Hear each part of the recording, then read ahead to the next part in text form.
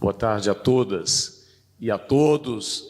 Me permitam aqui saudá-los em nome aqui de dois grandes amigos, o meu querido presidente da CAGES, parceiro aí de muitas lutas e muitas metas aí na área ambiental, e saudar que todos que fazem a ouvidoria, controladoria, controle interno, em nome do meu querido amigo Aloísio, também parceiro de governo, aí, de muitos governos que estivemos juntos. Então, quero aqui saudá-los e agradecer pelo convite de estar aqui com vocês.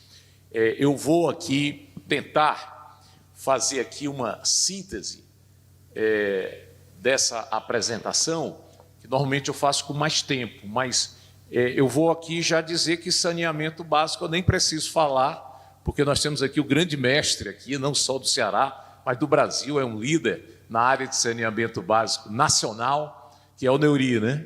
Então, já vou aqui adiantar um pouquinho. Bom, primeiro, acho que foi muito adequado esse tema para a gente debater, né? Nós estamos saindo aí da COP30, né? Vou falar um pouquinho mais na frente sobre ela. E esse tema, ele é um tema que tem que estar em todo canto, onde a gente for debater, discutir, porque trata-se da nossa vida. O que está em jogo é a vida, não só dos seres humanos, mas dos demais seres. Está em jogo a biodiversidade, está em jogo a existência nossa, e, portanto, não dá para a gente desenvolver qualquer política sem estar voltada aí para o desenvolvimento sustentável, para a sustentabilidade, que é um pouco o que eu quero conversar com vocês hoje. Eu vou passar rapidamente aqui um histórico, porque esse debate não começou hoje, né? Mas também não tem muito tempo historicamente. A gente pode pegar aqui a partir ali da década de 60, uma grande referência nesse debate da sustentabilidade foi um livro de uma pesquisadora chamada Raquel Carson, A Primavera Silenciosa, né? Onde levantou aí a questão dos agrotóxicos e do cuidado que a gente tem que ter com os defensivos agrícolas, né? Isso é a partir dos anos 60, esse livro é de 62. E aí a ONU resolve tomar uma atitude muito boa de fazer grandes conferências sobre meio ambiente, né? Conferência de 20 anos, e começa em 1972, em Estocolmo, foi a primeira grande conferência de meio ambiente em nível internacional, né? Então não é tão distante assim do tempo que nós estamos vivendo. Em termos históricos, é quase nada, né? De 70 para cá. E aí o fato interessante é que as duas grandes conferências depois dela aconteceram no Brasil, aconteceram no Rio de Janeiro.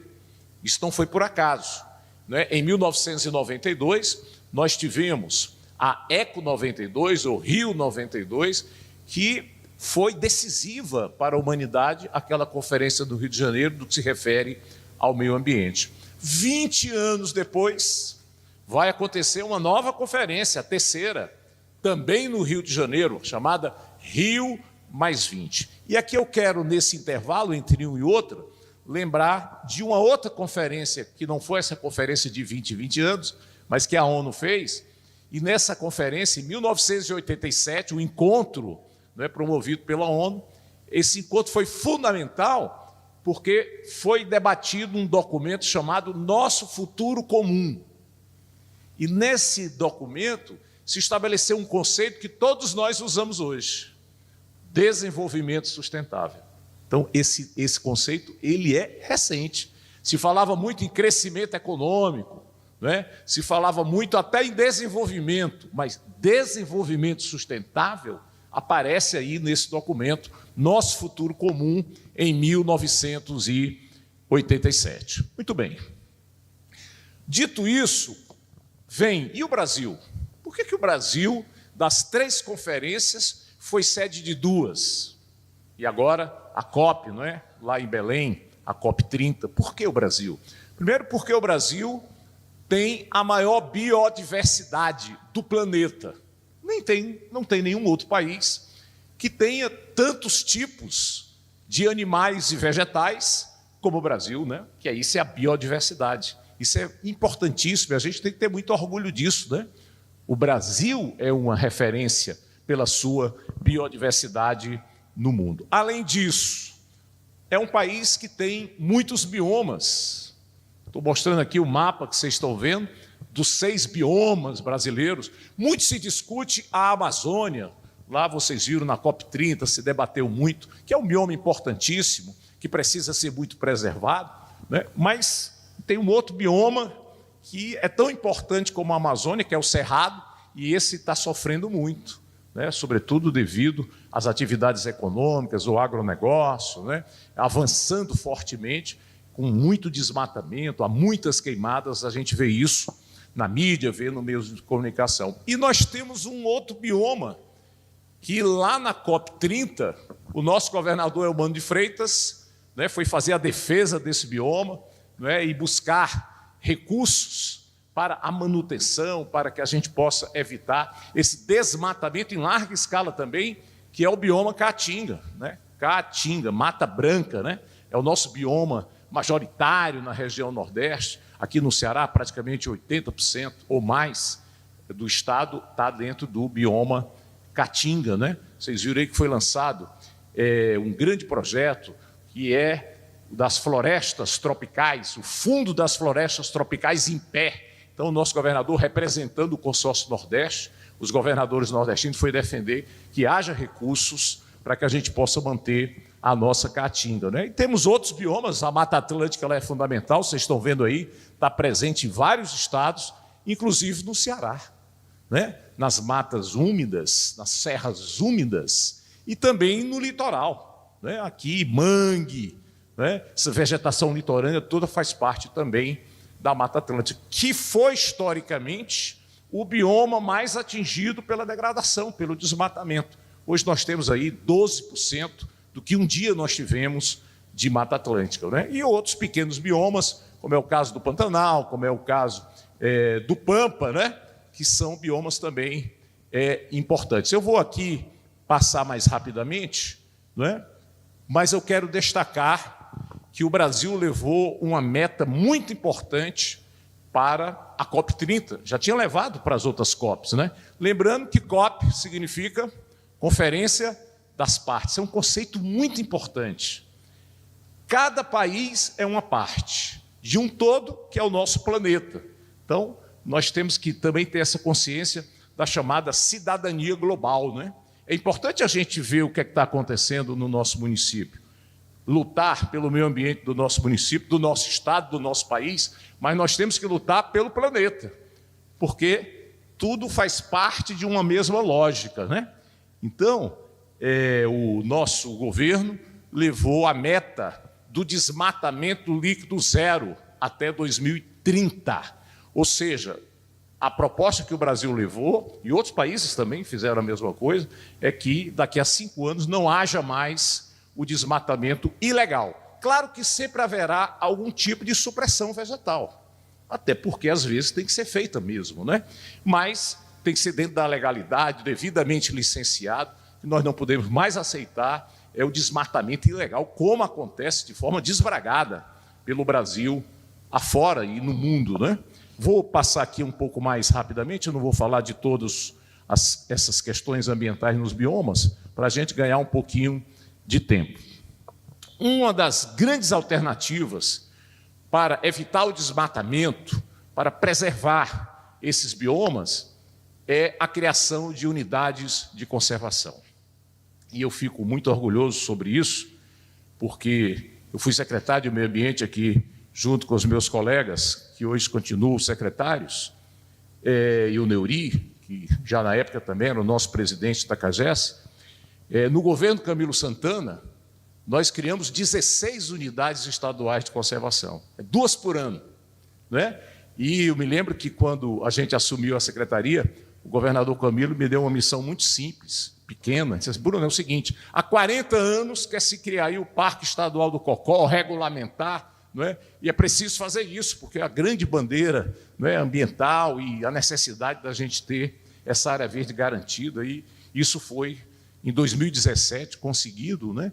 E feito plano de manejo, com conselho gestor. Isso foi muito importante para a cidade de Fortaleza e para o Estado. Mas tem mais 15 outras unidades de conservação que foram criadas, 19 planos de manejo, né?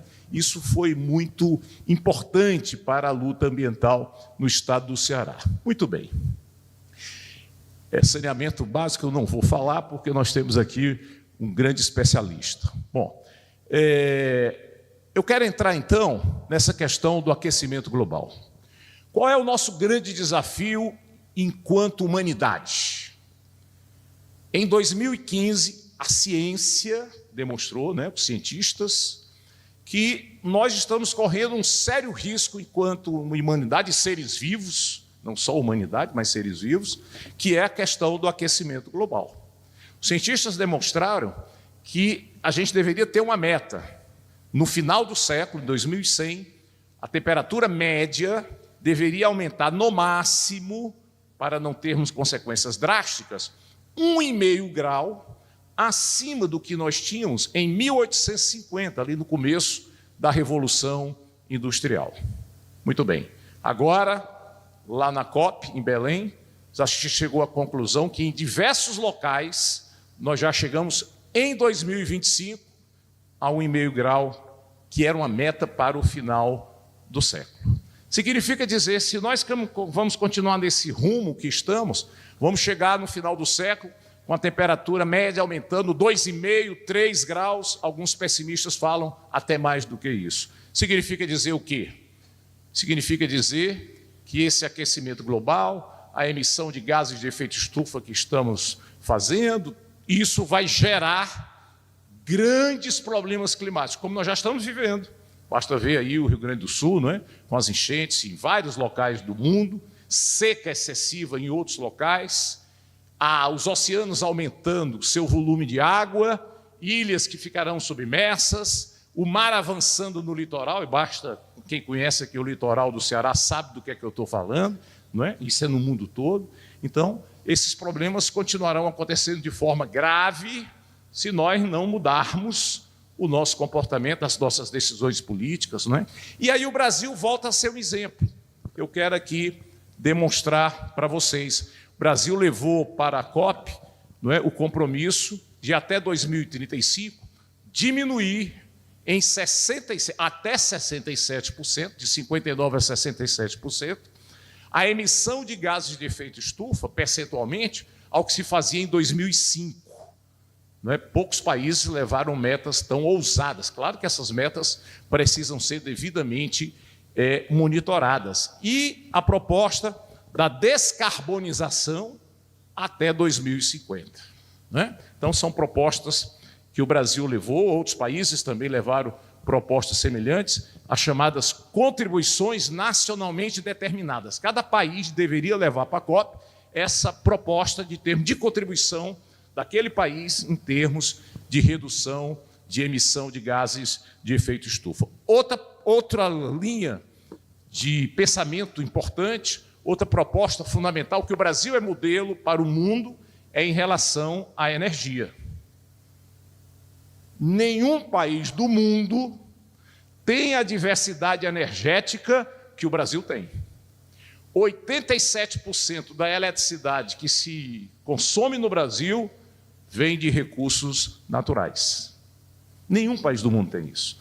Né? Hidrelétrica continua predominando, mas percentualmente já vem caindo, né? Já foi 90%, hoje nós estamos aí com menos de 70%, 60 e poucos por cento, cada vez mais usinas eólicas, usinas solares, né? Nós estamos utilizando outras fontes renováveis de energia, né? Então, se em termos de eletricidade é 87%, em termos de energia de uma maneira geral, nós estamos em torno de 50%. Quer dizer, nenhum país do mundo tem esses dados, né, tão importantes, né, que o Brasil, esforço que o Brasil está fazendo. É claro que os combustíveis fósseis também estão presentes no Brasil. E o Brasil, não sei se vocês lembram, em 1973, Neuri, eu me lembro bem desse número, o Brasil consumia todo dia 1 milhão de barris de petróleo, dia. Naquela época, a Petrobras produzia 150 mil. A gente importava em 73, quando houve a grande crise, né, do petróleo, que gerou uma grande crise econômica no mundo. Naquele período, não é, o Brasil era um grande importador. Nós nos tornamos hoje um grande produtor, um dos maiores produtores de petróleo do mundo nas últimas décadas. Não é? Então o Brasil virou de grande importador um exportador. Hoje é o 8º maior produtor de petróleo do mundo, só falta entrar na OPEP. Ora, o que é que os países subdesenvolvidos argumentam? Com uma certa lógica. Quem é que vem emitindo gases de efeito estufa há décadas e às vezes há séculos? Os países desenvolvidos. Eles são os grandes responsáveis, não é, pelo aquecimento global. Os países subdesenvolvidos, mesmo os que utilizam os combustíveis fósseis, isso eles vêm fazendo de forma mais recente. Não estou dizendo que não tenho que deixar de usar, tem.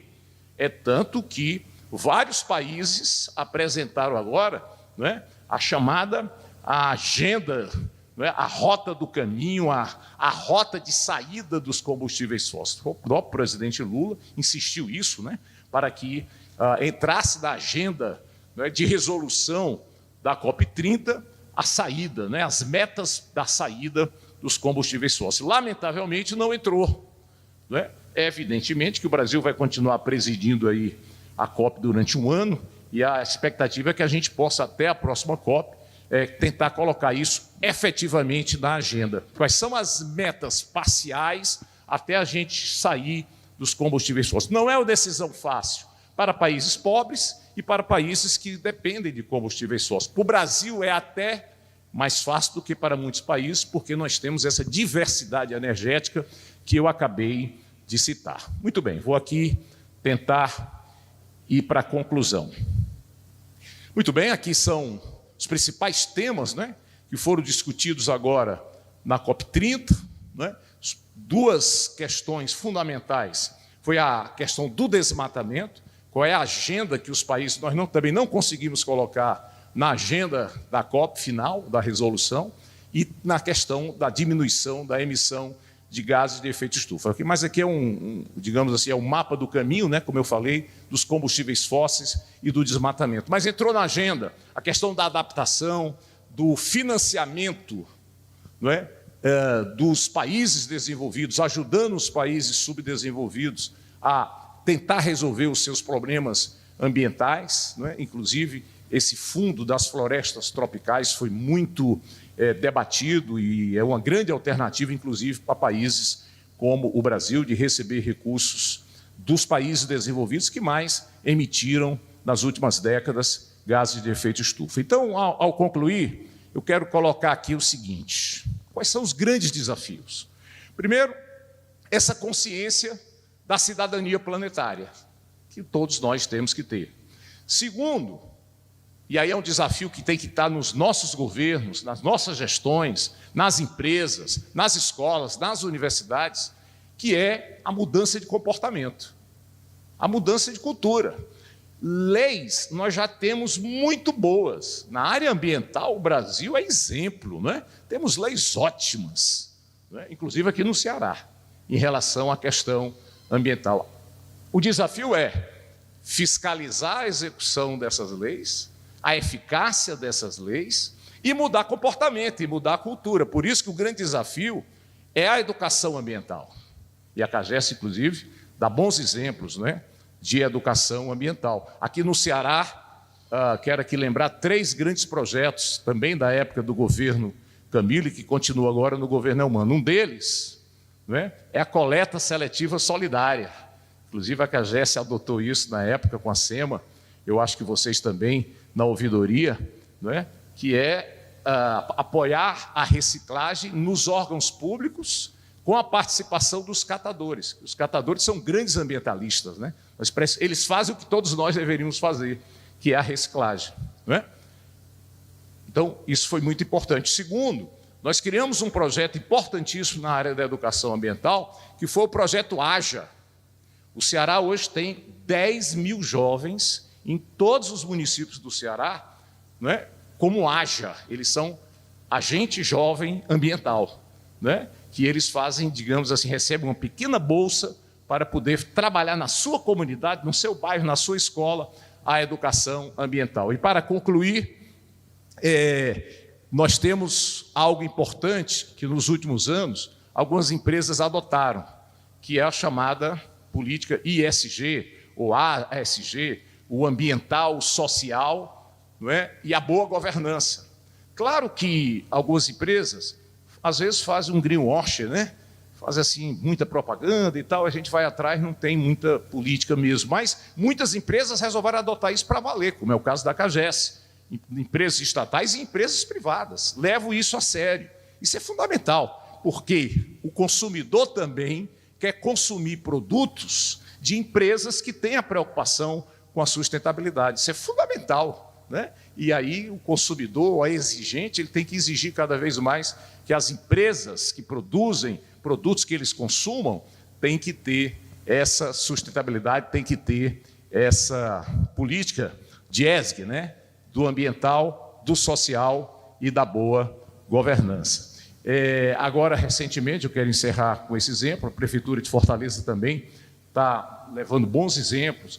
O prefeito Evandro Leitão, ele levou para a COP um observatório que a gente criou recentemente com a Defesa Civil e com o nosso Instituto de Planejamento, que é o Observatório de Riscos Climáticos, né? Para que a população saiba, e aí seja de forma transparente, a população acompanhe quais são os riscos climáticos que tem a nossa cidade.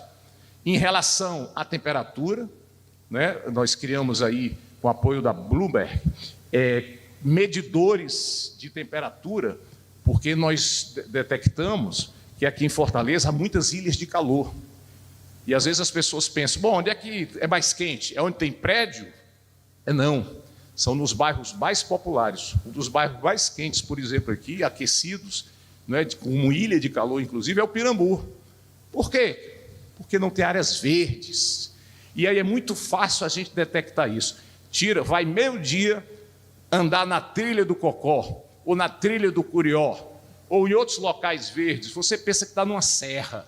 Ou seja, são as áreas verdes, não é? São as matas, são os parques, os microparques que têm que ser criados pelas gestões municipais, pela gestão estadual, pelas empresas, não é? As empresas têm que se convencer, as construtoras, de que seus prédios têm que ter áreas verdes em torno, que é isso que a população precisa, né? Está comprovado cientificamente que a área verde faz bem à saúde psíquica, inclusive, né? Quanto mais a gente está perto de área verde, de pássaros, de animais, mais a gente fica melhor do ponto de vista psicológico, psíquico também. Então, eu quero colocar para vocês que a gente tem um manual, né? Os ODS. Em 2015, se definiu 17 Objetivos de Desenvolvimento Sustentável, numa conferência em Nova York da ONU, para que a gente pudesse observar esses objetivos até o ano 2030. Então, cada um de nós, na sua vida privada, na sua família, na empresa, no local de trabalho, no local de estudo, a gente tem que saber, bom, nós estamos observando os ODS, isso é uma prática cotidiana, não é, da nossa atividade, onde esteja cada um de nós. Então, é um desafio, não é? Mas acho que o Ceará, e aqui eu quero destacar o governo Eumano de Freitas, as secretarias que fazem, a Secretaria do Meio Ambiente e demais secretarias, a CAGES, tem dado uma grande contribuição para que a gente possa efetivamente mudar esse comportamento. Esse comportamento do cidadão global começa no local, né? A gente tem que pensar globalmente e agir localmente. Fica aí esse desafio, e eu quero aqui encerrar essas minhas palavras em homenagem aqui ao dia 20 de novembro, passamos aqui recentemente, né, dia de homenagem ao Zumbi, dia da consciência negra, lembrando a sabedoria africana, que diz, se quiser chegar logo, ande só. Mas se quiser chegar longe, ande acompanhado. Nós queremos sempre a companhia de todos vocês. Muito obrigado.